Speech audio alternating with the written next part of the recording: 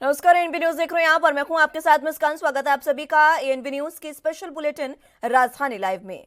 बात सबसे पहले राजधानी दिल्ली की कर लेते हैं, जहां पर दिल्ली के जंतर मंतर पर अब रेसलर्स धरना नहीं दे रहे हैं। दिल्ली पुलिस की तरफ से डीसीपी ने सोमवार को यह साफ कहा कि अगर पहलवान आगे धरने के लिए आवेदन करते हैं तो उन्हें किसी अन्य स्थान पर धरना देने की अनुमति दी जाएगी।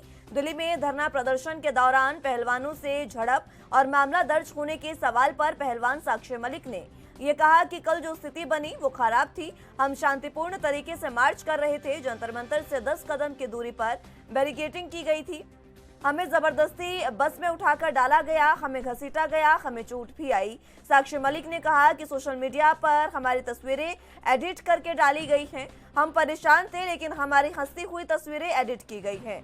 हमें परेशान करने के लिए ऐसा किया गया है। मुझे नहीं लगता कि ये सही है। हमें बदनाम करने की कोशिश की गई है। हमने अभी आगे के बारे में नहीं सोचा है।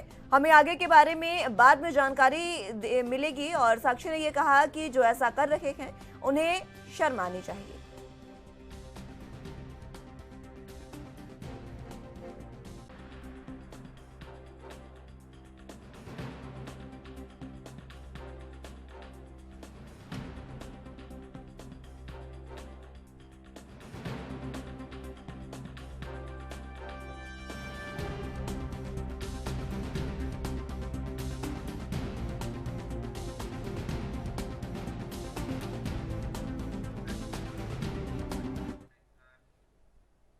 इस खबर पर ज्यादा जानकारी के लिए दिल्ली से संवाददाता राजीव तिवारी हमारे साथ मौजूद हैं।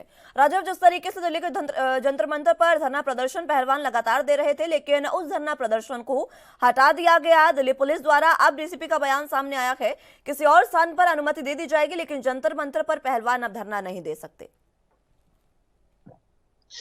देखिए, यहाँ पर बात करें जिस तरीके से जो है पहलवानों के प्रदर्शन की, तो पहलवानों के प्रदर्शन जो है वो जंतर मंतर पर 2 बार हुआ। यानी कि पहले हुआ था लगभग 4 महीने पहले, और उसके बाद अब 1 महीने की जंतर मंतर पर दोबारा से बैठे। और उस समय भी कहीं ना कहीं कैसे पहलवानों की तरफ से मांग की जा रही थी कि बृजभूषण के ऊपर कार्रवाई की जाए। मगर यहाँ पर बात करें, एफआईआर जो थी वो सुप्रीम कोर्ट की अध्यक्षता के बाद ही हुई। यानी कि सुप्रीम कोर्ट ने जब तक आदेश दिल्ली पुलिस को नहीं दिया था तब तक एफआईआर दर्ज नहीं की गई थी। दूसरा, यहाँ पर एफआईआर दर्ज करने के बाद में जो कानूनी प्रक्रिया थी वो अपनाने के लिए भी अभी तक दिल्ली पुलिस की तरफ से कदम नहीं उठाया गया। तीसरा, यहाँ पर जिस तरीके से लगातार कहीं ना कहीं बृजभूषण को अध्यक्ष पद से हटाने की मांग की जा रही थी, मगर जैसे ही कर्नाटक चुनाव के रिजल्ट आए उसके बाद ही केंद्र सरकार के द्वारा बृजभूषण को अध्यक्ष पद से हटाया गया। मगर यहाँ पर अब जो कानूनी कार्रवाई थी वो बिल्कुल नहीं हो पा रही थी, जिसकी वजह से जो महिला पहलवान थे वो दिल्ली के जंतर मंतर पर 1 महीने से ज्यादा के समय के अंदर बैठते नजर आए। और लगातार कहीं ना कहीं उनके जो समर्थनकारी थे, चाहे वो किसान हो या फिर विपक्षी पार्टियां हो, सभी ने कहीं ना कहीं समर्थन दिया। आम जनता ने भी समर्थन दिया। मगर जिस तरीके से नए संसद भवन को लेकर जिस तरीके से महिला पंचायत करनी थी, उसको लेकर जिस तरीके से पहलवानों की तरफ से कहा गया था कि जैसे भी जहां तक भी उन्हें जाने दिया जाएगा वो वहां तक ही जाएंगे और शांतिपूर्ण तरीके से अपना मार्च करेंगे और वहीं बैठकर महिलाओं के साथ कह सकते हैं अपनी बैठक करेंगे। मगर जैसे ही ये प्रदर्शन जो है स्टार्ट हुआ, तभी तो दिल्ली पुलिस की तरफ से पूरी कहते व्यवस्था की गई थी। दिल्ली पुलिस ने उनको हटा दिया गया, बल का प्रयोग किया गया। ये तमाम आरोप जो है वो पहलवानों की तरफ से कहे जा रहे हैं। यहाँ तक कि ये भी बताया गया कि जो महिला पहलवान है उनको चोट भी आई। और जिस तरीके से कहते दिल्ली के अलग अलग थानों के अंदर पहलवानों को रखा गया था पुलिस कस्टडी के अंदर। क्या बजरंग पुनिया की बात करें तो उनको दिल्ली के मयूर विहार में ले जाया गया था। साक्षी मलिक की बात करें तो उनको कह सकते हैं ओखला के अंदर ले जाया गया था। मगर अलग अलग थानों के अंदर ले जाने के बाद में भी उनको पूरी रात लगभग रात भर रखना पड़ा था और उसके बाद ही उनको छोड़ना पड़ा। मगर यहाँ पर अब दिल्ली पुलिस की तरफ से स्पष्ट कर दिया गया है कि दिल्ली के जंतर मंतर पर पहलवानों को नहीं प्रदर्शन करने दिया जाएगा। यानी कि दिल्ली पुलिस की तरफ से कहीं स्पष्ट जवाब है कि पहलवानों को जंतर मंतर नहीं दिया जाएगा और कोई और जगह दी जा सकती है। यानी कि कहीं और जगह की बात करें तो कहीं ना कहीं उनको रामलीला मैदान दिया जा सकता है, जो सिर्फ चार्जेबल है। चार्जेबल उनके हिसाब से होगा और कितने दिन के लिए समय मांगा जाएगा उस हिसाब से ही उनको समय दिया जा सकता है। मगर जंतर मंतर जो है पहलवानों के लिए अब कहीं ना कहीं बंद कर दिया गया है और अब मीडिया को भी वहां तक नहीं जाने दिया जा रहा है, ना ही वहां की कवरिंग करने के लिए अनुमति दी जा रही है, लगातार ये कहीं ना कहीं मीडिया से भी दूरी बनाई जा रही है।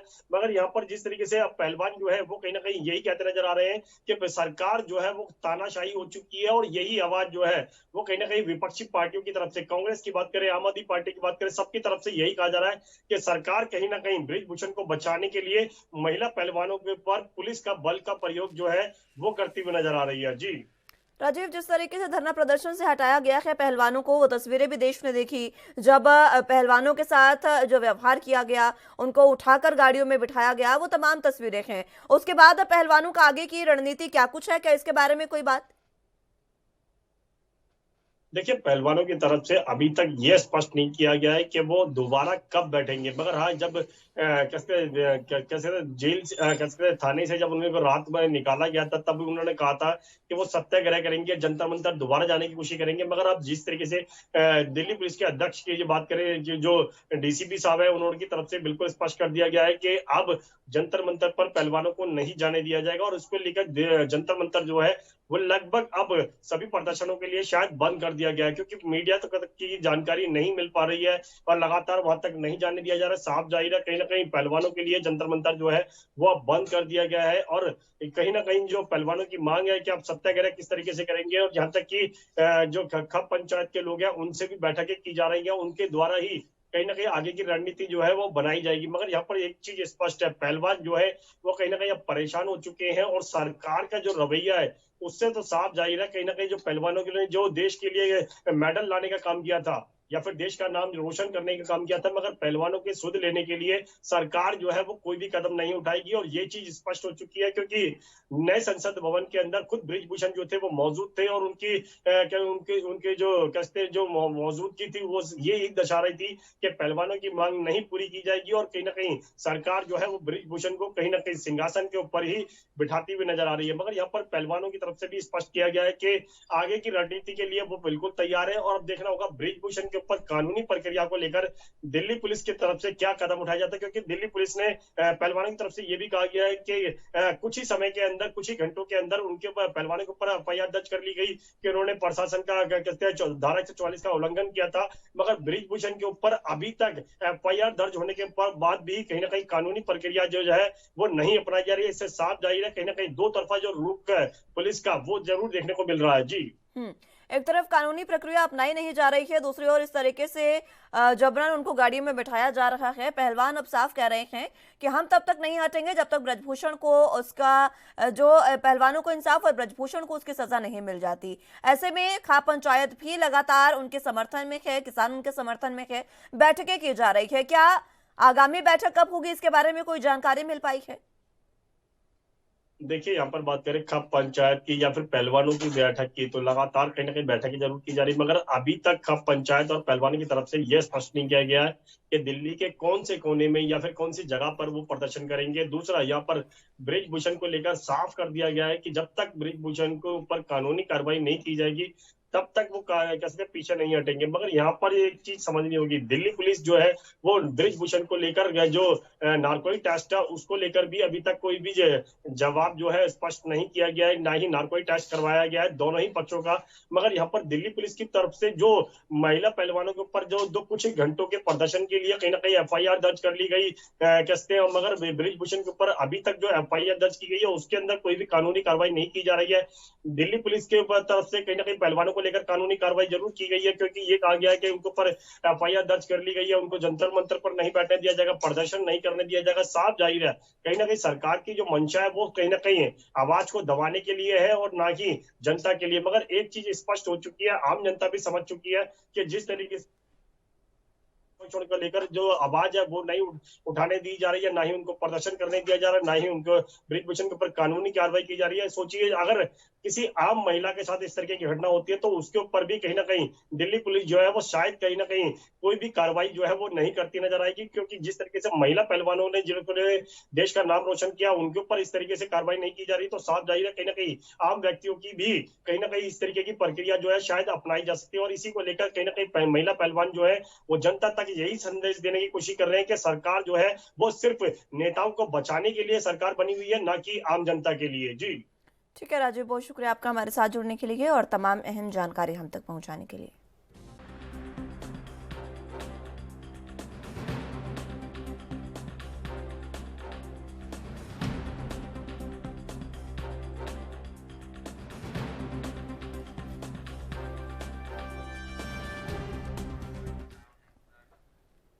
लोकसभा चुनाव में अभी 1 साल का वक्त बचा है, लेकिन बीजेपी ने इसकी तैयारी शुरू कर दी है। टारगेट 80 सीटों पर जीत का है। इसको अचीव करने के लिए बीजेपी ने पहली बार चाय पर चर्चा की जगह अब टिफिन पर चर्चा का प्लान बनाया है। इसके तहत पार्टी के मंत्री सांसद घर घर पहुंचेंगे, ज्यादा वक्त बिताएंगे, बात करेंगे, फीडबैक लेंगे, पार्टी और उनके काम के बारे में लोगों को जागरूक करेंगे। 30 दिन के महाजनसंपर्क अभियान जो कि आज से शुरू हो रहा है, इसमें सोशल मीडिया से लेकर घर के दरवाजे तक पहुंचने की बीजेपी की रणनीति है। जनसंपर्क के इस मास्टर प्लान में जहां युवाओं को सोशल मीडिया से इन्फ्लुएंस किया जाएगा, तो वहीं मिडिल एज, सीनियर सिटीजन और महिलाओं को घर घर पहुंचकर बताया जाएगा कि पार्टी ने अब तक क्या क्या किया है।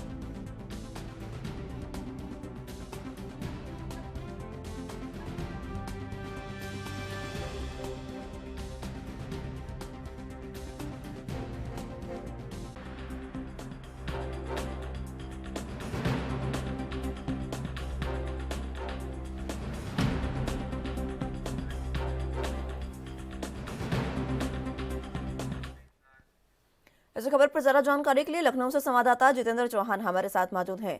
जितेंद्र, जिस तरीके से प्लान बीजेपी का तैयार हो गया है, जनसंपर्क अभियान आज से शुरू हो रहा है और इस बार चाय पर चर्चा की बजाय टिफिन पर चर्चा का एक मास्टर प्लान तैयार किया गया है, क्या कुछ अहम जानकारी?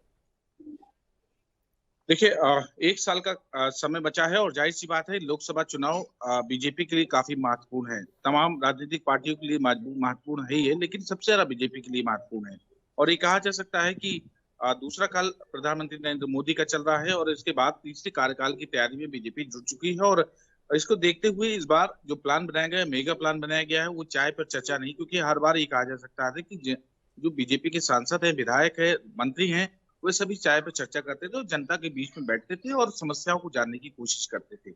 और इस बार बदलाव हो गया है और मिशन 80 को लेकर बीजेपी अब मैदान में कूद चुकी है और आज से महाजनसंपर्क अभियान का शुरुआत होगी।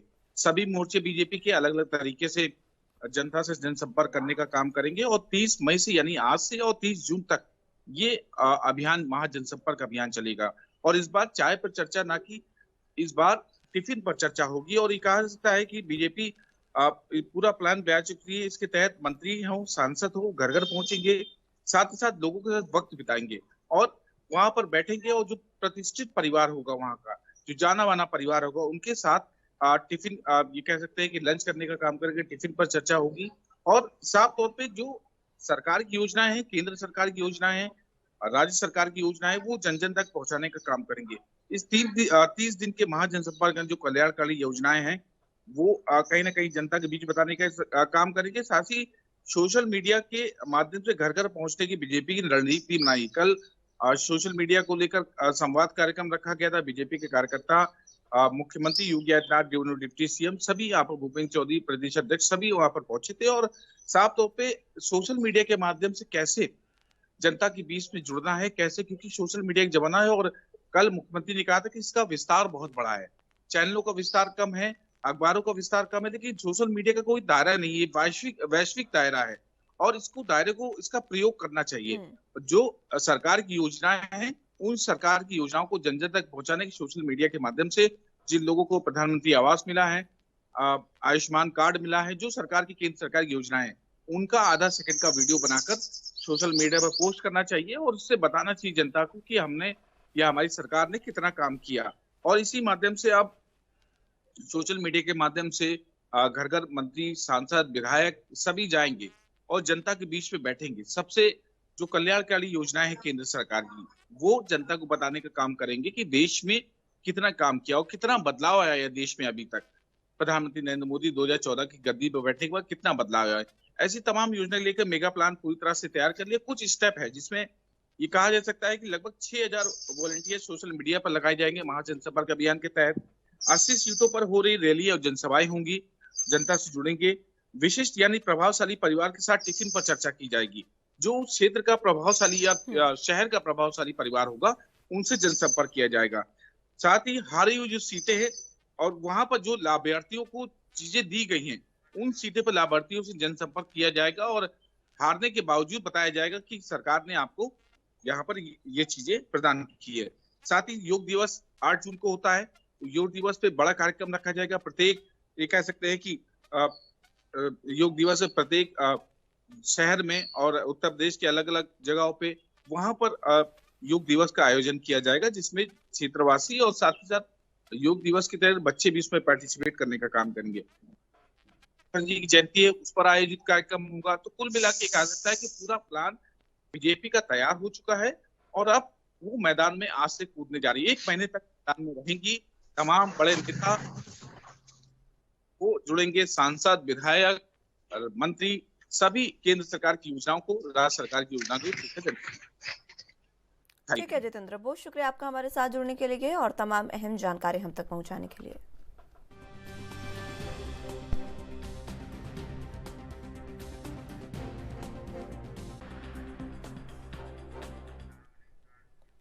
पंजाब के बागवानी और सूचना एवं लोक संपर्क मंत्री चेतन सिंह जोड़ा-माजरा ने डायरेक्टर बागवानी पंजाब के मुख्य दफ्तर की औचक चेकिंग की। इस औचक निरीक्षण के दौरान 6 अधिकारी कर्मचारी गैर उपस्थित पाए गए। कैबिनेट मंत्री ने अधिकारियों और कर्मचारियों को दफ्तर में समय के पाबंद रहने का आदेश दिया है। भगवंत मान सरकार द्वारा दफ्तरों के समय में बदलाव के फैसले की सराहना करते हुए जोड़ा-माजरा ने कहा कि हमारे मुख्यमंत्री का उद्देश्य राज्य में सरकारी दफ्तरों के कामकाज को और अधिक सुचारू बनाना है। इससे आम लोग दिन के शुरुआती घंटों के दौरान ही सरकारी सेवाएं प्राप्त करने के योग्य होंगे। दिन के शुरुआती घंटों के दौरान ही जरूरी सेवाएं प्राप्त करने के उपरांत लोग अपने अन्य पारिवारिक जिम्मेदारियों को उन पर ध्यान दे सकते हैं। इसी तरह उनको शाम 5 बजे तक इंतजार नहीं करना होगा। जोड़ा-माजरा ने आगे कहा कि सरकारी कर्मचारियों को भी अपनी आदत बदलने की जरूरत है। हर सरकारी कर्मचारी सुबह 7:30 बजे निर्धारित समय पर दफ्तर में उपस्थित होना चाहिए। उन्होंने कर्मचारियों को भगवंत मान के रंगला पंजाब का सृजन करने के सपने को पूरा करने के लिए इस बदलाव के प्रेरक बनने के लिए कहा है।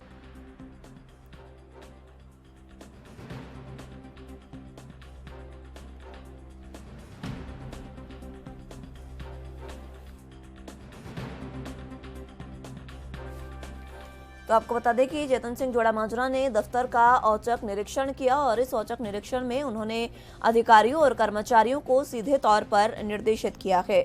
आपको बता दें कि मुख्यमंत्री भगवंत मान की सरकार ने गर्मियों के मौसम में सरकारी दफ्तरों के समय में बदलाव किया है और सुबह 7:30 बजे से शाम 5 बजे तक का समय जो है अब वो रखा गया है, जिसके तहत ये दफ्तर जो है इसी समय में खुलेंगे और इसी को लेकर जोड़ा-माजरा ने औचक निरीक्षण किया और गैर उपस्थित कर्मचारियों को आदेश भी दिए।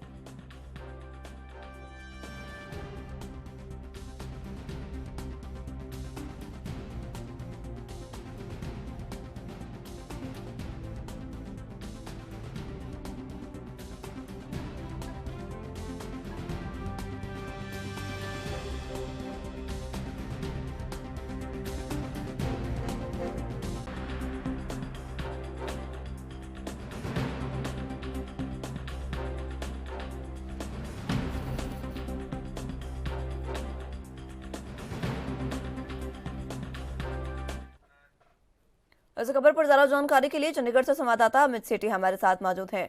अमित, जिस तरीके से चेतन सिंह जोड़ा-माजरा ने दफ्तर का औचक निरीक्षण किया और इस औचक निरीक्षण में कई अधिकारी कर्मचारी जो हैं वो गैर उपस्थित पाए गए, जिनको निर्देश दिए गए हैं, क्या कुछ अहम जानकारी? जी बिल्कुल, मैं आपको बताना चाहूँगा कि जिस तरह से पंजाब के में जो है जितने भी सरकारी अदारे हैं उनका समय चेंज कर दिया गया है। सुबह 7:30 बजे से लेकर 2 बजे तक खुलेंगे। वहीं अगर कल बात की जाए तो जोड़ा माजरा जी जो मंत्री हैं उनके द्वारा जो है एक अचानक जो है वहाँ पर छापा किया गया और वहाँ पर जो है करीब 6 जो है कर्मचारी जो थे वो मौजूद नहीं थे। तो वहाँ पर जो थे 6 कर्मचारी मौजूद नहीं थे, तो हालांकि इनके खिलाफ कोई कार्रवाई नहीं की, उनको जो है एक नोटिस दे दिया गया कि अगर आप आगे से अगर अधिकारी जो है वहां पर समय पे नहीं मिलता है तो उनके खिलाफ कार्रवाई भी की जाएगी। क्योंकि पिछले लंबे अरसे से अगर देखा जाए तो 20 से 25 दिन हो चुके हैं और पंजाब के जितने भी सरकारी अदारे हैं उनका समय जो है अब चेंज कर दिया गया है। वो सुबह 7:30 बजे से लेकर और दोपहर के 2 बजे तक खुलते हैं कि आगे क्योंकि गर्मी है जिस तरह से थी, तो बिजली की बचत को लेकर जो है ये पंजाब सरकार ने जो थे दिशा निर्देश जारी किए थे। किस तरीके की खामियां पाई गई है सरकारी दफ्तरों में औचक निरीक्षण के दौरान? बिल्कुल, वहाँ पे जो थे कर्मचारियों की अगर बात की जाए तो वो अपनी सीट पे नहीं थे, देर से पहुंचे क्योंकि पंजाब सरकार ने साफ तौर पे कह दिया था कि सुबह 7:30 बजे से लेकर और 2 बजे तक जो है ये जो है कार्यालय खुलेंगे कि लोगों को जो है दिक्कतों का सामना न करना पड़े। क्योंकि पंजाब सरकार जो है आम लोगों की जो है हित में कहीं ना कहीं दिख रही है और इसी के चलते जो है ये फैसला लिया गया था। समय में बदलाव तो किया गया है, लेकिन जो अधिकारी कर्मचारी हैं वो समय से पहुंच नहीं रहे हैं, उसको लेकर क्या कोई पनिशमेंट यहाँ पर रखी गई है? क्योंकि अभी जिस तरीके से खामियां पाई गई है, आदेश दे दिए गए हैं जोड़ा माजरा द्वारा, लेकिन अगर ऐसे में सुधार नहीं होता है तो किस तरीके की बात कही गई है? जोड़ा माजरा जी ने कल साफ तौर पे कह दिया कि इस बार कोई कार्रवाई उनके खिलाफ नहीं की जाएगी जो वहाँ पर जो कर्मी थे, जो कर्मचारी थे, जो उपलब्ध नहीं थे। अगर आगे से अगर इस तरह अगर जो है सीट पे नहीं मिलता है, अगर कर्मचारी तो उनके खिलाफ जो है जो कार्रवाई बनती कार्रवाई है वो भी की जाएगी, सस्पेंड भी उनको जो है कर सकते हैं। बहुत शुक्रिया आपका हमारे साथ जुड़ने के लिए और तमाम अहम जानकारी हम तक पहुँचाने के लिए।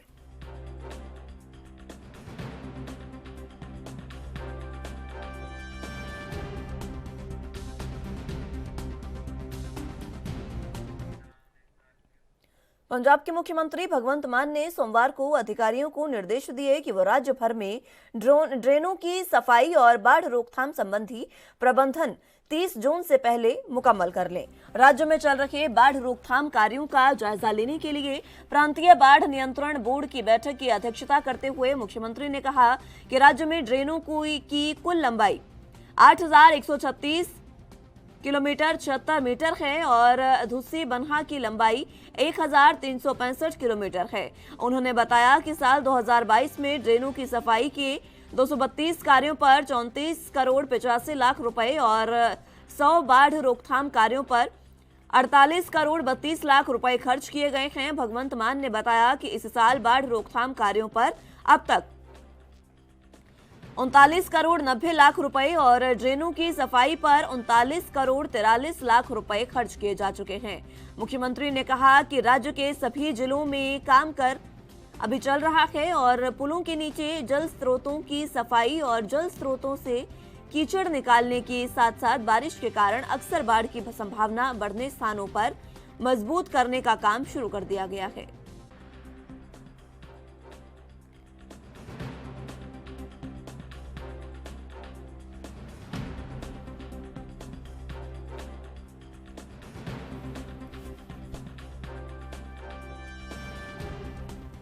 तो आपको बता दें कि बारिश का मौसम है और आने वाले समय में सावन का भी महीना आने वाला है जिसमें बारिश का ज़्यादा अनुमान बताया जा रहा है। ऐसे में भगवंत मान की सरकार लगातार ये कोशिश कर रही है कि बाढ़ जैसी स्थिति से बचने के लिए पहले से ही तमाम तैयारियां पूरी कर ली जाए। इसी को लेकर मुख्यमंत्री भगवंत मान ने एक बैठक की और इस बैठक में तमाम अहम निर्देश जो हैं वो अधिकारियों को दिए गए हैं। आपको बता दें कि प्रांतीय बाढ़ नियंत्रण बोर्ड की यह बैठक की गई। इसकी अध्यक्षता में मुख्यमंत्री ने कई अहम निर्देश दिए और साफ तौर पर यह कहा कि जितने भी बाढ़ नियंत्रण कार्य हैं उनको समय रहते पूरा कर लिया जाए। समय 30 जून तक मुकम्मल किया गया है और 30 जून तक से पहले सभी जो कार्य हैं वो पूरे करने के निर्देश दिए गए हैं अधिकारियों को। राज्य भर के सभी ड्रेनों की सफाई और बाढ़ रोकथाम संबंधी जो भी प्रबंधन कार्य हैं वो 30 जून से पहले मुकम्मल कर लिए जाएं ताकि आने वाले समय में अगर बारिश ज्यादा हो तो उससे लोगों को समस्या ना हो और बाढ़ जैसी स्थिति से बचा जाए।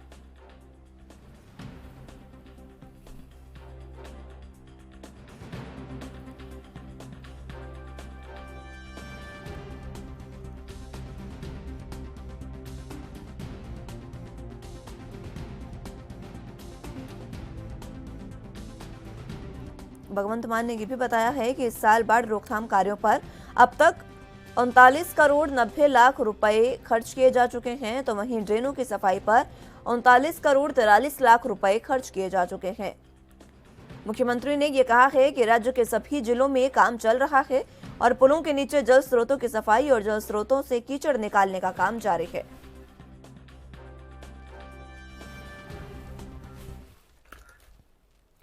इस खबर पर ज्यादा जानकारी के लिए चंडीगढ़ से संवाददाता संदीप सिंह हमारे साथ मौजूद हैं। संदीप, जिस तरीके से ड्रेनों की सफाई के लिए और बाढ़ संबंधी रोकथाम के लिए मुख्यमंत्री ने निर्देश दे दिया है, अधिकारियों को क्या कुछ वो निर्देश रहे? जी बिल्कुल, अगर बता दें तो आज जो है रोकथाम के संबंध के लिए जो है सारे काम जो है पूर्ण तौर पर जो है करने की जो बात है वो कही गई है और लगातार जो है 30 जून तक ये सब जो है अगर जहाँ से जल निकलता है, ड्रेन है वहाँ पर और छोटे छोटे जो चोए होते हैं उन पर जो है कहीं ना कहीं जो है अधिकारी काम करते हुए नजर आएंगे और जिसके चलते बाढ़ को रोकथाम के लिए सारा जो है बजट जो है पंजाब सरकार की तरफ से रखा गया है और कहीं ना कहीं 81,000 से लगभग जो है मीटर लंबाई है जिनकी जो ड्रेन जो है साफ होने और मुख्यमंत्री की तरफ से जो है कल मीटिंग की गई है और 30 जून तक ये सारा काम जो है मुकम्मल करने के लिए मुख्यमंत्री की तरफ से अधिकारियों को जो है अल्टीमेटम दे दिया है। जी, जिस तरीके से अधिकारियों को अल्टीमेटम दे दिया गया है, ऐसे में अधिकारी कब से ये काम शुरू करने जा रहे हैं? जी बिल्कुल, आज से ही जो है काम शुरू हो जाएगा और कहीं ना कहीं अगर देखा जाए तो बाढ़ क्षेत्र जो है बाहर ज्यादा आती है और कहीं ना कहीं जो बारिश होती है, बारिश के बाद जो है ड्रेन जो है वो टूट जाते हैं, नदियां जो है वो टूट जाती है, जिसके चलते अगर देखा जाए तो पूरे साल से उनमें जो है गंदगी पड़ी जाती है, तो वो खुल जाएंगे और उनको खोलने का काम जो है अधिकारी जो है आज शुरू कर देंगे और लगातार 30 जून तक ये काम जो है पूर्ण तौर पर जो है मुकम्मल कर सरकार को सूचित अधिकारी की तरफ से किया जाना है। जी, बहुत शुक्रिया आपका हमारे साथ जुड़ने के लिए और तमाम अहम जानकारी हम तक पहुंचाने के लिए।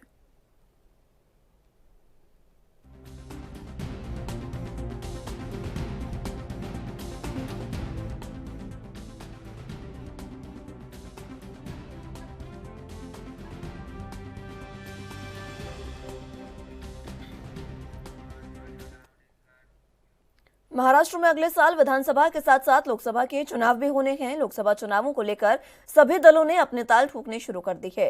इसी बीच एमवीए में सीटों के बंटवारे को लेकर बयानबाजी भी शुरू हो चुकी है। कांग्रेस ने एनसीपी की पुणे लोकसभा सीट पर चुनाव लड़ने का दावा किया है, उसको खारिज कर दिया है। इस बीच शिवसेना यूबीटी नेता और सांसद संजय राउत की प्रतिक्रिया भी सामने आई है।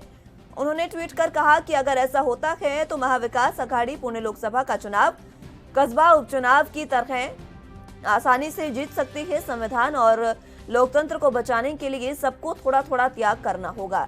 दरअसल एनसीपी के वरिष्ठ नेता अजित पवार ने 2 दिन पहले पुणे लोकसभा सीट पर एनसीपी की दावेदारी पेश की थी। उन्होंने कहा था कि पुणे लोकसभा सीट पर उनकी पार्टी अन्य पार्टियों की तुलना में काफी मजबूत स्थिति में है। उन्होंने कहा था कि एमवीए की जो पार्टी वहां से मजबूत स्थिति में है उसे वहां से चुनाव लड़ना चाहिए।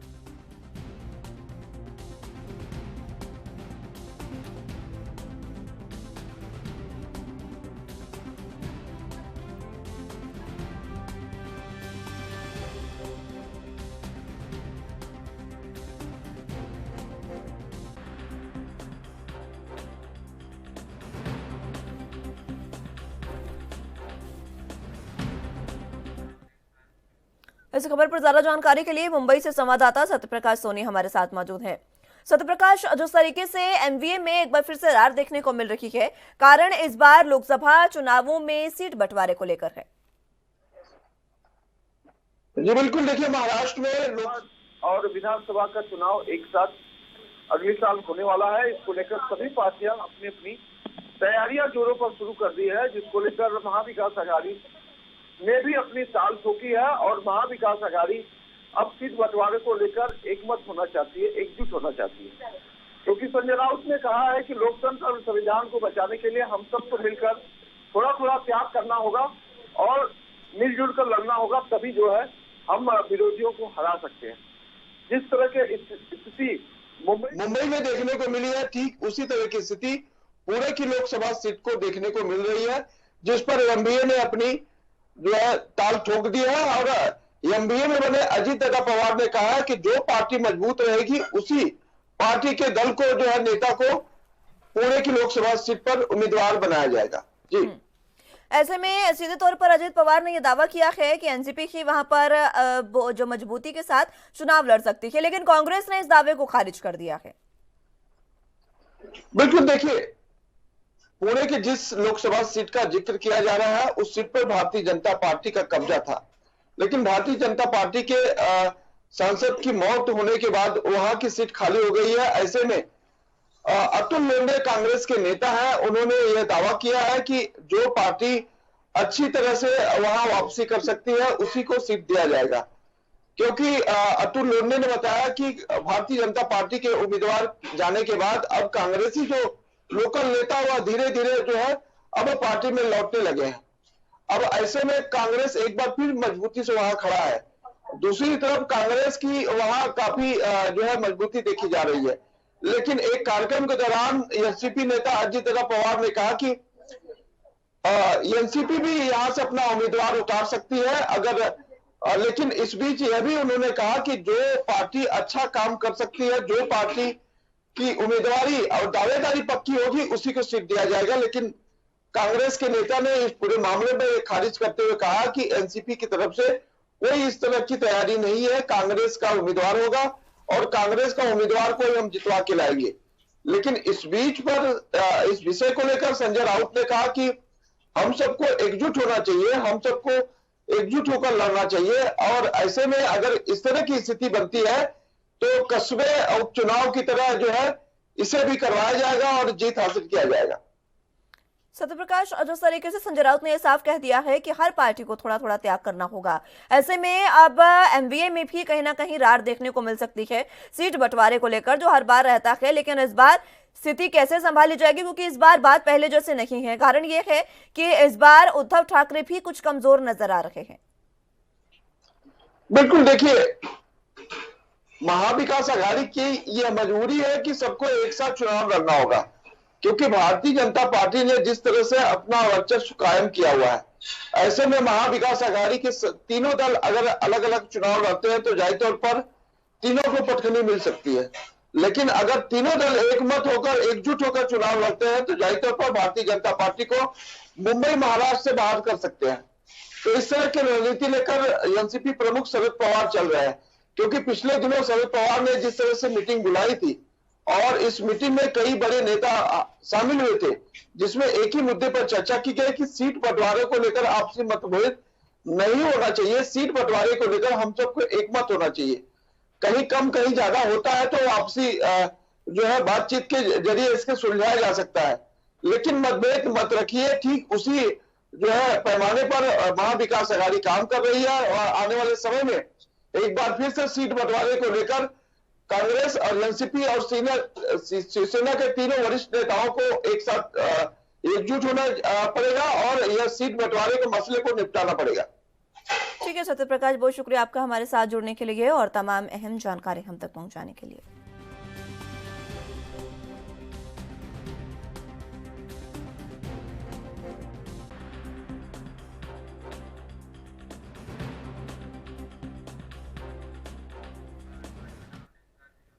छत्तीसगढ़ के बस्तर में बीजेपी के बाद अब कांग्रेस ने भी बस्तर के 12 विधानसभा सीटों में चुनावी तैयारी शुरू करने जा रही है। इसके लिए आगामी 2 जून को प्रदेश कांग्रेस कमेटी ने बस्तर संभाग सम्मेलन रखा है। इसमें प्रदेश के मुख्यमंत्री भूपेश बघेल के साथ ही छत्तीसगढ़ प्रभारी शैलजा कुमारी, पीसीसी अध्यक्ष मोहन मरकाम, विधानसभा अध्यक्ष Charandas Mahant, all India Congress committee के सचिव प्रदेश प्रभारी डॉक्टर चंदन यादव, प्रभारी सप्तगिरी शंकर उल्का, संयुक्त सचिव विजय जांगिड़ और छत्तीसगढ़ के सभी कैबिनेट मंत्री के साथ ही लोकसभा और राज्यसभा के सांसद, संभाग के 12 विधायक और 7 जिलों के अध्यक्ष, पदाधिकारी, पूर्व सांसद और पूर्व विधायक भी मौजूद रहेंगे। बताया जा रहा है कि चुनाव से पहले बस्तर में कांग्रेस का यह सबसे बड़ा सम्मेलन है, जिसमें आगामी चुनाव को लेकर रणनीति तैयार की जाएगी। जगदलपुर शहर के धर्मपुरा में इस सम्मेलन का आयोजन किया जा रहा है। इसमें अब चुनाव में उतरने के लिए सभी कांग्रेस के जनप्रतिनिधि पार्टी के पदाधिकारियों को जिम्मेदारी सौंपी जाएगी। बताया जा रहा है कि बस्तर से ही संभागीय सम्मेलन की शुरुआत की जा रही है। इसके बाद सरगुजा संभाग, बिलासपुर और रायपुर संभाग और दुर्ग संभाग में भी सम्मेलन रखा जाएगा।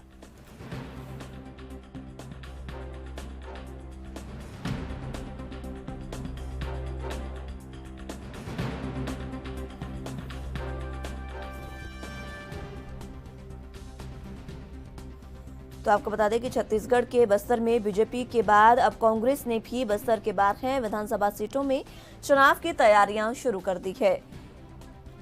बस्तर की 12 सीटों पर इस बार कांग्रेस की नजर है। सीएम भूपेश बघेल समेत कई बड़े नेता इसमें जुटेंगे। 2 जून से प्रदेश कांग्रेस कमेटी ने बस्तर संभाग में सम्मेलन रखा है और इस सम्मेलन में तमाम बड़े जो नेता हैं वो यहां पर मौजूद रहेंगे और उनकी मौजूदगी में ये सम्मेलन होगा। इस सम्मेलन में आगे की रणनीति बनाई जाएगी और इस सम्मेलन के बाद आपको बता दें कि रायपुर संभाग, दुर्ग संभाग, बिलासपुर, सरगुजा तमाम संभागों में भी ये सम्मेलन जो है वो रखा जाएगा ताकि पदाधिकारियों की जिम्मेदारियों को तय किया जा सके और पदाधिकारियों को उनकी जिम्मेदारियां चुनावों के मद्देनजर सौंपी जा सके।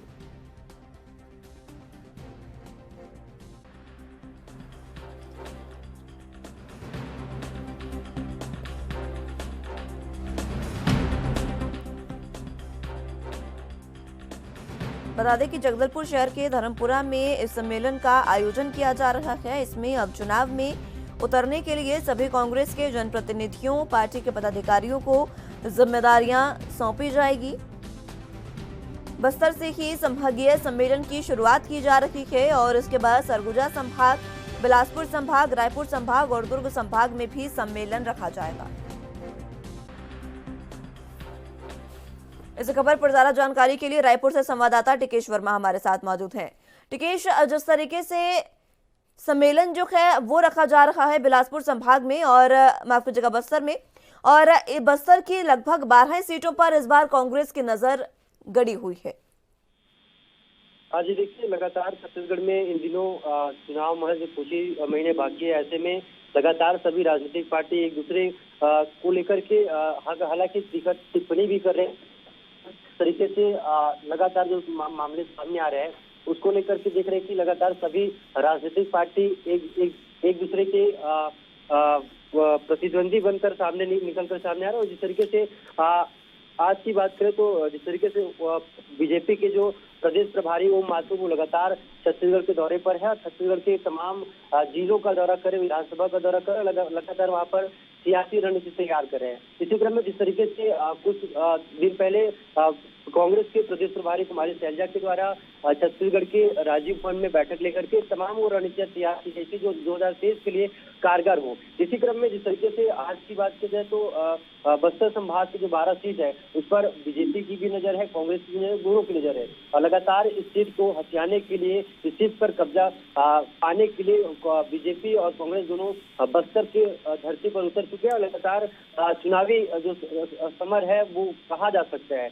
दूसरी ओर बात करें तो 2 जून से बस्तर संभाग में कांग्रेस की संभागीय सम्मेलन के आयोजन होने जा रहे हैं। इसमें कांग्रेस बूथ कमेटियों का रिव्यू भी कर सकती है। इसमें मुख्यमंत्री भूपेश बघेल, प्रदेश प्रभारी कुमारी शैलजा, प्रदेश अध्यक्ष मोहन मरकाम और तमाम मंत्रिमंडल इस संभागीय स्तरीय बैठक में, सम्मेलन में शामिल होंगे और लगातार चुनावी जो समर है उसको लेकर के आगे की रणनीति तैयार करेंगे, लोगों के सामने रखेंगे, बात करेंगे और तमाम जो विषय है उसको लेकर खुलकर रखेंगे। अभी बात करें तो ओम माथुर लगातार बस्तर के दौरे पर लगातार वो बूथ कमेटी की बात, जिस तरीके से आम जो वहाँ पर वो जाकर के बैठकें ले रहे हैं और वो लगातार जो कार्यकर्ता हो या फिर आम जनता उनसे मुलाकात कर रहे हैं। जी ठीक है टिकेश, बहुत शुक्रिया आपका हमारे साथ जुड़ने के लिए और तमाम अहम जानकारी हम तक पहुंचाने के लिए।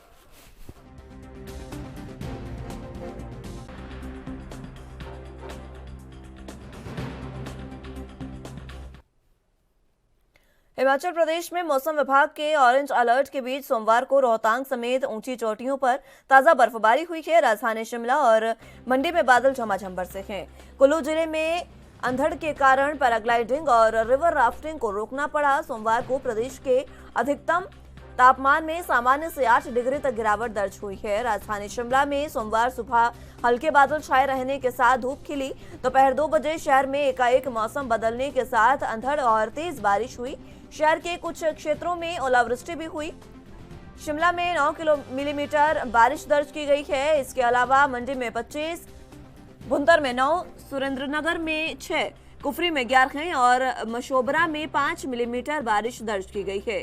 कुल्लू मनाली धर्मशाला में बूंदाबांदी हुई। जिला कांगड़ा में सोमवार शाम को हुई बारिश से गर्मी से राहत मिली है। हमीरपुर जिले में दोपहर बाद झमाझम बारिश हुई। सिरमौर जिला मुख्यालय नाखन में 5:30 बजे के बाद गरज के साथ बारिश हुई और कई स्थानों में ओलावृष्टि भी हुई। ऊपरी इलाकों में बारिश के चलते गेहूं और लहसुन की फसल को नुकसान हुआ है।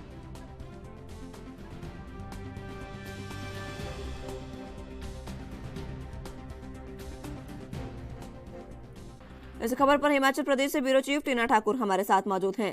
टीना जी, बर्फबारी एक बार फिर से पूरे हिमाचल प्रदेश में देखने को मिली है। कहीं हल्की बूंदाबांदी, कहीं अंधड़ के साथ तेज बारिश। किस तरीके से मौसम इस समय बना हुआ है?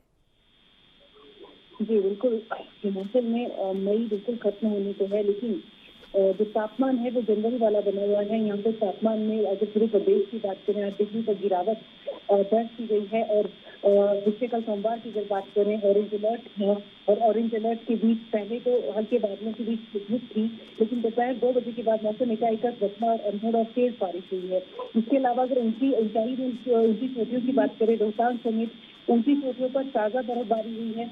और अभी अगर फिलहाल आगे के मौसम की बात करें, आज के मौसम की बात करें, आज के लिए भी जो मौसम विज्ञान केंद्र है उन्होंने जो है ऑरेंज अलर्ट जारी किया है। कई जिलों में जो बताया जा रहा है 30 से 40 किलोमीटर प्रति घंटे की रफ्तार से अंधड़ चल सकता है।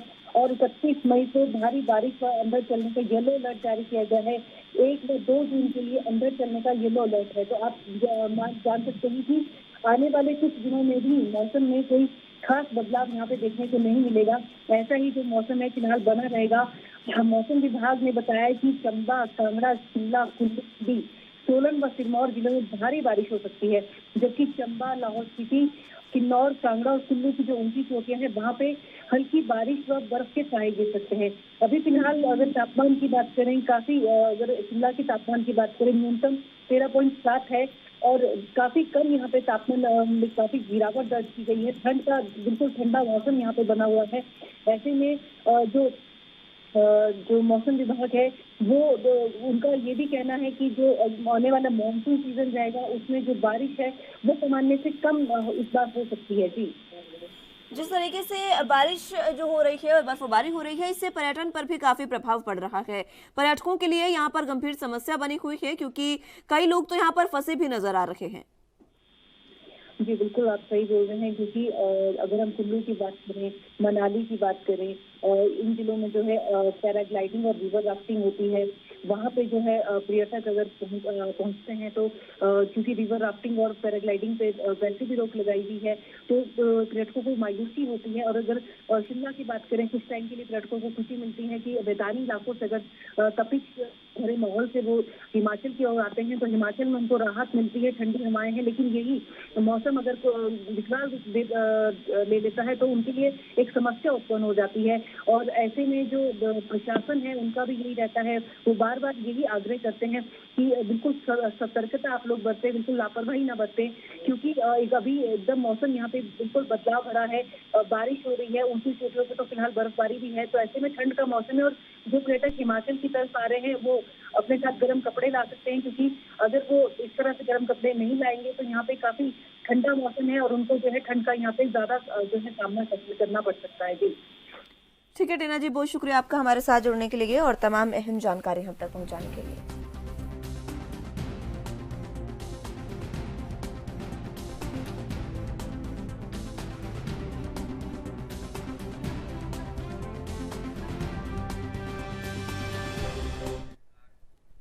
मोदी सरकार के कार्यकाल के 9 साल पूरे हो गए हैं। बीते 9 सालों में बीजेपी का दावा है कि प्रधानमंत्री नरेंद्र मोदी ने देश और राज्य का तेजी से विकास किया है।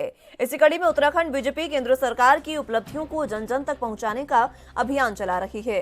बीजेपी प्रदेश अध्यक्ष महेंद्र भट्ट का कहना है कि प्रदेश लोकसभा में किसी न किसी केंद्रीय मंत्री के कार्यक्रम आयोजित किए जाएंगे। इसके साथ ही उत्तराखंड बीजेपी ने प्रधानमंत्री नरेंद्र मोदी से राज्य की किसी एक लोकसभा सीट में जनसभा का भी अनुरोध किया है। बीजेपी प्रदेश अध्यक्ष महेंद्र भट्ट का दावा है कि पार्टी 2024 के इलेक्शन में भारी बहुमत से जीतेगी, तो वहीं कांग्रेस प्रदेश उपाध्यक्ष सूर्यकांत धस्माना का कहना है कि मोदी सरकार के 9 साल के कार्यकाल बेहद निराशाजनक रहे हैं। सत्ता में आने से पहले बहुत हुई महंगाई की मार, अब की बार मोदी सरकार का नारा देने वाली प्रधानमंत्री लगातार महंगाई को बढ़ा रखे हैं। इसके अलावा बेरोजगारी, भ्रष्टाचार, महिला अपराध जैसे तमाम मुद्दे हैं जिस पर प्रधानमंत्री कुछ भी बोलने को तैयार नहीं।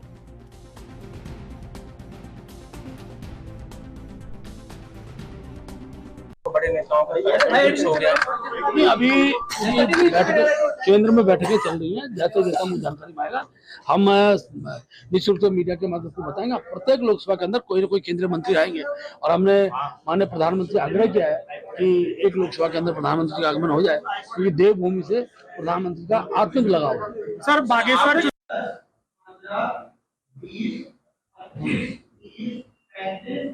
केंद्रीय नेतृत्व आ रखे थे भाजपा के देहरादून में और सीएम धामी, उन्होंने इसमें सरकार के 9 साल के काम गिनाए। आप किस तरीके से देखते हैं? देखिए, 9 वर्ष पूरे हो रहे हैं प्रधानमंत्री नरेंद्र मोदी जी के कार्यकाल में। 9 वर्षों में सबसे महत्वपूर्ण बात यह है कि 2014 से पहले जब प्राइम मिनिस्टर इन वेटिंग घोषित किया था भारतीय जनता पार्टी ने नरेंद्र मोदी जी को, तो आप याद करिए कि क्या क्या बातें कही गई। सबसे महत्वपूर्ण बात, जो सबसे पॉपुलर नारा हुआ था कि बहुत हुई महंगाई की मार, अब की बार मोदी सरकार।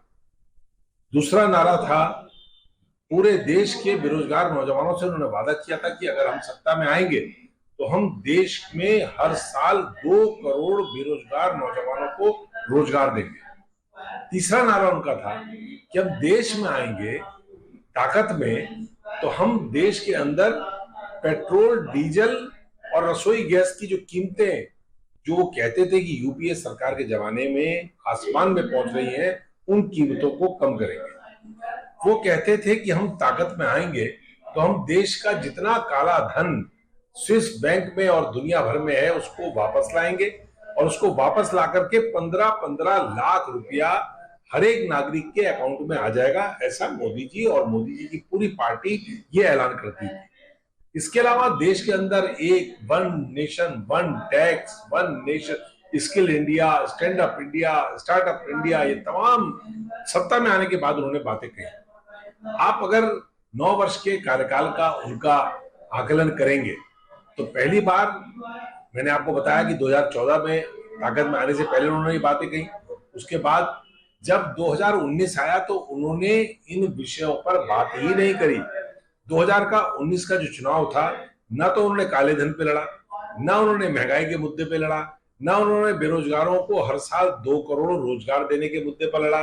उन्होंने अगर चुनाव लड़ा 2019 का, तो पूरी तरह से वो चुनाव लड़ा गया पुलवामा पे। उन्होंने सैनिकों की शहादतों पर वोट मांगा। उन्होंने देश के सैनिकों के, जो पुलवामा में इतना बड़ा घटना हुई थी आतंकवादी, उस घटना पर लोगों को भावनात्मक रूप से उद्वेलित करके बार बार इस बात को कहा कि क्या सैनिकों के नाम पर आप वोट दे सकते हैं, क्या शहीदों के नाम पर आप वोट दे सकते हैं। तो 2019 का चुनाव आपको मालूम है किस मुद्दे पर लड़ा गया। सारे वो मुद्दे जो 2014 में थे वो गौण हो गए। जानकारी के लिए संवाददाता अमित चौधरी हमारे साथ मौजूद हैं। अमित, 9 साल का कार्यकाल केंद्र सरकार का पूरा हो चुका है, लेकिन उसको लेकर सियासत शुरू हो गई है। एक तरफ बीजेपी कह रही है कि हम तमाम उपलब्धियां गिनवाएंगे, दूसरी तरफ कांग्रेस है जो नाकामियां गिनवाने में कसर नहीं छोड़ रही है। देखिए मुस्कान, बिल्कुल 9 साल का कार्यकाल प्रधानमंत्री नरेंद्र मोदी का देश के अंदर हो चुका है, और जहाँ 9 साल का कार्यकाल हो चुका है, तमाम उपलब्धियां कहीं ना कहीं प्रधानमंत्री नरेंद्र मोदी जी जो भाजपा सरकार है उसके द्वारा गिनाने की बात लगातार की जा रही है। वहीं कांग्रेस के लगातार तमाम मुद्दों पर प्रधानमंत्री नरेंद्र मोदी के जो वादे थे और जो बातें थी, उसको कहीं ना कहीं आधार बनाकर यहाँ पर उनको गिनने का प्रयास लगातार किया जा रहा है। भाजपा सरकार को गिनने का प्रयास किया जा रहा है, और उसको लेकर के तमाम अब राजनीति जो है वो अपने चरम पर पहुंच चुकी है। भाजपा यहाँ एक तरफ पूरे देश में लगातार कार्यक्रम लगातार चला रही है। उत्तराखंड की बात करें, यहाँ पर लगातार कई प्रकार के कई कार्यक्रम यहाँ पर आयोजित होने हैं और हर यहाँ पर जो लोकसभा सीट है वहाँ पर केंद्रीय मंत्रियों का दौरा यहाँ लगातार होगा। प्रधानमंत्री नरेंद्र मोदी को आग्रह किया गया है क्योंकि एक लोकसभा सीट में यहाँ पर आगे जनसभा उनके द्वारा की जाए और तमाम कार्यक्रम ऐसे हैं जो 2024 चुनाव तक यहाँ पर कई कार्यक्रम उत्तराखंड के अंदर होने जा रहे हैं क्योंकि भाजपा फिर से जो करिश्मा है ये 5 लोकसभा सीटें जीतने का वो लगातार वो फिर से दोहराना चाहती है और वहीं कांग्रेस लगातार क्योंकि सत्ता में वापसी करने की जो चाह है कांग्रेस की वो लगातार बढ़ती जा रही है। कर्नाटक चुनाव के बाद कहीं ना कहीं संजीवनी कांग्रेस में मिल चुकी है, उसको लेकर लगातार जो जनाधार है कांग्रेस में वो बढ़ाने की बात कर रही है और कहीं ना कहीं भाजपा की जो कमियां हैं उनको लगातार यहाँ पर गिराने की लगातार कोशिश की जा रही है। सबसे बड़ा मुद्दा कांग्रेस के पास यही है कि जो लगातार यहाँ पर जो बढ़ती महंगाई है और पेट्रोल डीजल के जो दाम बढ़े हैं उससे कहीं ना कहीं लगातार सियासत अब बोलते जा रही है और उसको लेकर के तमाम बयानबाजी यहाँ पर की जा रही है। भाजपा कहीं ना कहीं बचाव करते हुए नजर आती है और कांग्रेस कहीं ना कहीं लगातार आरोप लगाते हुए यहाँ पर लगातार नजर आती है। ठीक है अमित, बहुत शुक्रिया आपका हमारे साथ जुड़ने के लिए और तमाम अहम जानकारी हम तक पहुंचाने के लिए।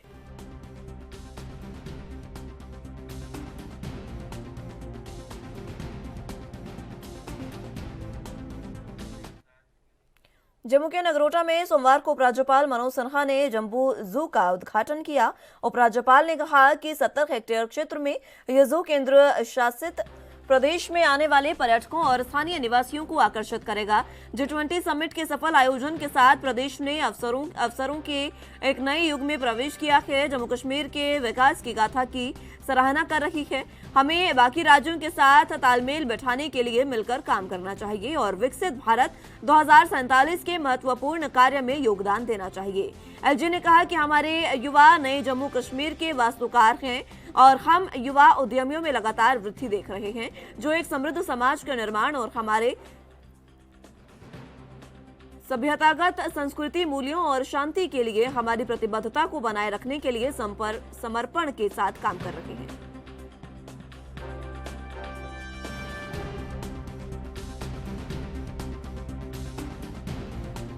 इस खबर पर ज्यादा जानकारी के लिए जम्मू कश्मीर से संवाददाता रविंद्र श्रीवास्तव हमारे साथ मौजूद हैं। रविंद्र, जिस तरीके से उपराज्यपाल मनोज सिन्हा ने जू का उद्घाटन किया है, इस दौरान उन्होंने कई अहम बातें भी कही, किस तरीके की अहम जानकारी? बिल्कुल, देखिए एक बहुत ही महत्वाकांक्षी योजना थी जम्मू जू जिसका काम जो है 2016 में जब चौधरी लाल सिंह यहाँ के फॉरेस्ट मिनिस्टर थे उस समय का कार्यकाल के दौरान शुरू हुआ, लेकिन किन्हीं कारणों से लगातार ये डिले होता रहा और लेकिन अब धारा 370 टूटने के बाद इस काम में तेजी लाई गई है और जम्मू जू जो है वो कल लोगों को समर्पित कर दिया गया है। इसमें खास करके ये जो जम्बू जू बनाया गया है ये हाईवे पर स्थित है और पर्यटकों के लिए खास करके जो बाहरी राज्यों से जम्मू कश्मीर में प्रवेश करते हैं उनके लिए एक अच्छी सौगात है, क्योंकि नॉर्थ इंडिया की अगर बात करें तो नॉर्थ इंडिया में दूसरे या तीसरे नंबर पर ये जम्बू जू जो है वो आता है और उसी की वजह से यहाँ पर क्योंकि पर्यटक को लुभाने के लिए यहाँ पर ये बनाया गया है और साथ में उन्होंने ये भी कहा है कि जी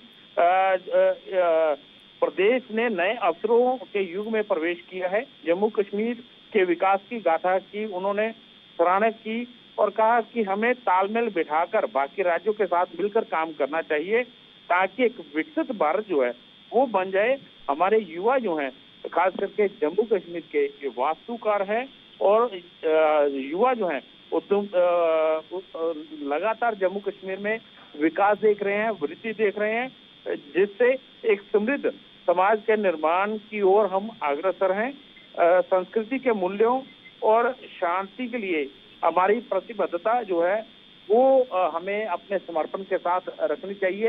ये कुल मिलाकर उन्होंने बातें कही, लेकिन ये 124 एकड़ में ये फैले हुए इस जम्मू जू को लोगों को समर्पित किया गया है। करीब 60 करोड़ रुपया इस जम्मू जू में खर्चा हुआ है और कहा जाए तो यहाँ पर कई स्पीसीज जो हैं वो रखे जाएंगे, परिंदे जो हैं वो यहाँ पर रहेंगे और साथ में जो है चीता और सांबर के साथ साथ नील गाय और बाकी जो जंगली जानवर हैं उनको यहाँ रखा जाएगा। लोगों को देखने को मिलेगा क्योंकि जू देखने का एक अपना लोगों का नजरिया होता है।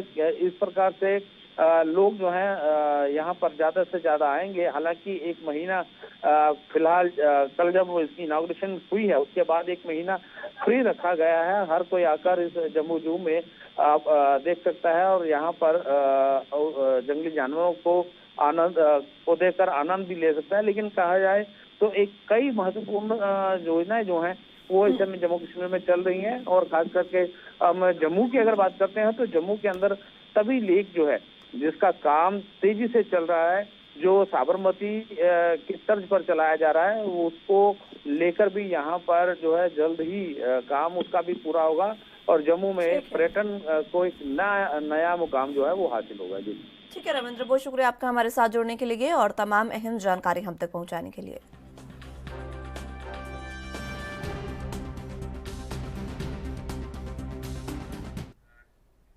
फिलहाल के लिए राजधानी लाइव में मेरे साथ बस इतना ही। तमाम अहम खबरों के लिए आप देखते रहिए ANB न्यूज। नमस्कार।